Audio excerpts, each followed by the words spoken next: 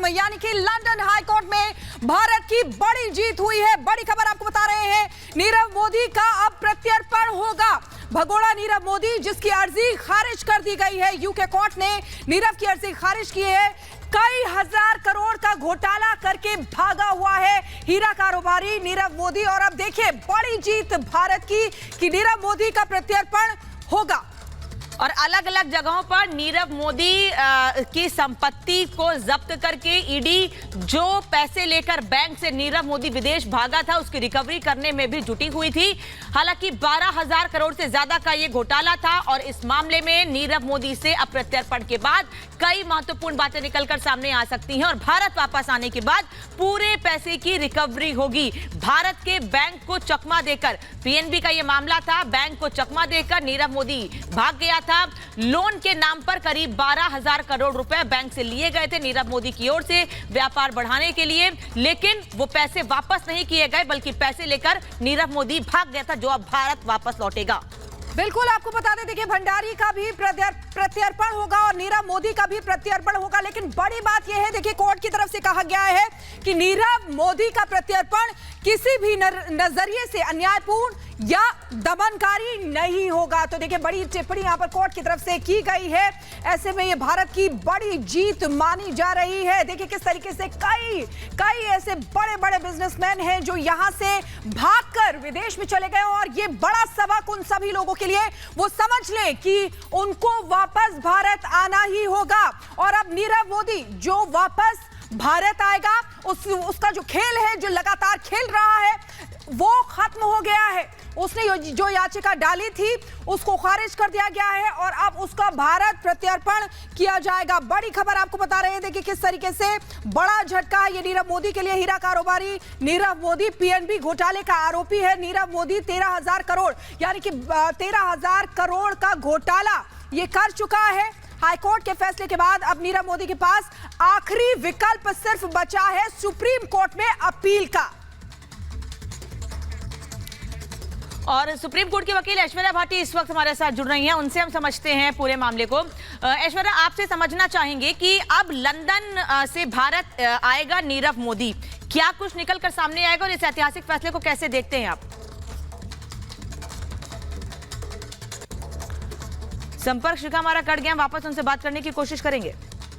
बिल्कुल संपर्क साधने की कोशिश करेंगे और समझेंगे कि कैसे ये दांवपेच होते हैं कोर्ट के। जो लगातार नीरव मोदी जो है चल रहा था, लेकिन उसके सभी दांवपेच जो अब फेल हो चुके हैं और ये बड़ी जीत भारत की हुई है, ये भी समझने की कोशिश करेंगे। देखिए अब आखिरी विकल्प ही नीरव मोदी के सामने बचा है कि किस तरीके से सुप्रीम कोर्ट में अपील कर सकता है। तो बड़ी जीत यहां पर लंदन हाईकोर्ट में भारत की तरफ से हुई है। बड़ी खबर आपको बता रहे हैं, नीरव मोदी का प्रत्यर्पण होगा। और सोमवार से लेकर बुधवार, आज का दिन भारत के लिए बड़ा रहा है ब्रिटेन हाईकोर्ट में, क्योंकि सोमवार को संजय भंडारी के प्रत्यर्पण को मंजूरी मिली और जल्दी संजय भंडारी को वापस भारत लेकर आया जाएगा। और नीरव मोदी की बात करें तो अब से कुछ देर पहले ये बड़ी खबर आई है कि बड़ा झटका लगा है ब्रिटेन हाईकोर्ट से नीरव मोदी को, जिसको अब वापस भारत आना होगा शिखा, और उससे कई अहम खुलासे भी होंगे, रिकवरी भी होगी पूरी। बिल्कुल अनामिका, देखिए बड़ी बात यह है कि किस तरीके से नीरव मोदी जो है लगातार चाली चल रहा था। हाईकोर्ट में उसने अपनी याचिका डाली हुई थी, लेकिन उस याचिका को खारिज किया गया है कोर्ट की तरफ से। बड़ी बात यह की गई है कि ये जो प्रत्यर्पण है नीरव मोदी का, ये किसी भी तरीके से अन्यायपूर्ण नहीं है, दमनकारी नहीं है। तो ये आप समझिए कि बड़ी बात है, क्योंकि कई हजार करोड़ का घोटाला करके भागा हुआ है नीरव मोदी, यहां की जनता का पैसा लेके भागा हुआ है। तो आप समझिए कि किस तरीके से भारत की बड़ी जीत है। और वकील अश्विनी दुबे इस वक्त हमारे साथ जुड़े हुए हैं, उनसे इस पूरे मामले को समझते हैं। सर, बड़ी जीत है, ऐतिहासिक जीत है भारत की, ये अब आगे क्या? देखिए निश्चित तौर पर यह ऐतिहासिक जीत है और जिस तरह से लॉर्ड जस्टिस जर्मी स्वॉट और स्मिथ, जस्टिस रॉबर्ट जे ने जो है अपील सुन रहे थे वहां पर, उन्होंने वर्डिक्ट दिया और वर्डिक्ट देते हुए उन्होंने कहा कि ये जो अपील है वो अपील इनकी लीगली जो है साउंड नहीं है, मेंटेनेबल नहीं है।